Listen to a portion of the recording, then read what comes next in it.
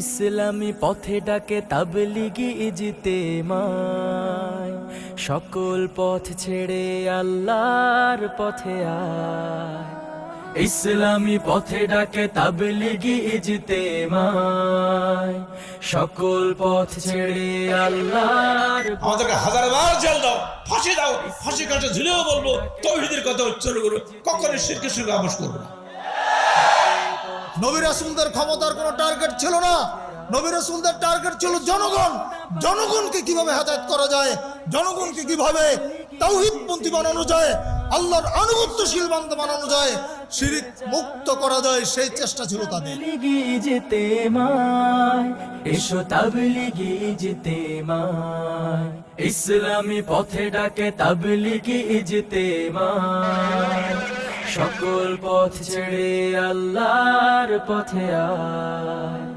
ইসলামী পথে ডাকে তাবলিগি ইজতেমায়, সকল পথ ছেড়ে আল্লাহর পথে আয়।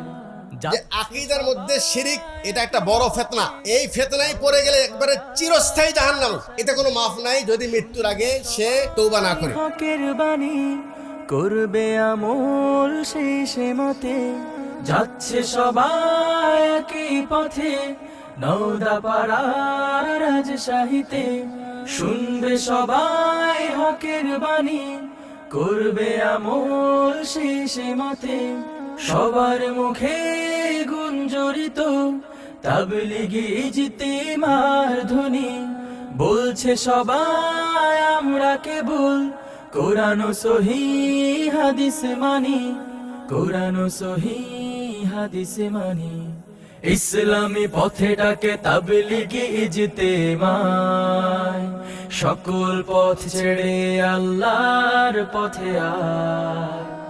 ইসলামী পথে ডাকে তাবলিগি ইজতেমায়, সকল পথ ছেড়ে আল্লাহর পথে আয়। আমাদের প্রত্যেকের দায়িত্ব হচ্ছে এই সমাজের বুকে বিশুদ্ধ ইসলামের এই দাওয়াতকে ছড়িয়ে দেওয়া। তলে আহলে হাদিস আন্দোলনে ইজতেমাতে আসো দলে দলে, গ্রাম ও শহর থেকে আইরে ছুটে ওহির বাণীর পতাকা তলে। শিয়া সম্প্রদায় আহলে বায়তের দাবি করলেও কিন্তু আকীদা তাদের ভ্রষ্ট। তাদের প্রথম ভ্রান্তি হলো নবী পত্নীগণকে আহলে বাইত থেকে বের করে দেওয়া। তাবলিগি ইজতেমায়, সকল পথ ছেড়ে আল্লাহর পথে আয়। তাবলিগি ইজতেমায় আসছেন কত বছর থেকে? 2003 সাল থেকে আসি। 3 সালের দিক থেকে আসেন?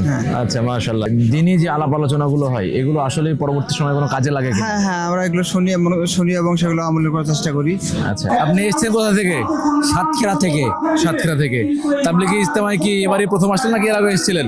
আমি এই 36 বছরই আসতেছি। মাশাআল্লাহ, 36 বছর। জি।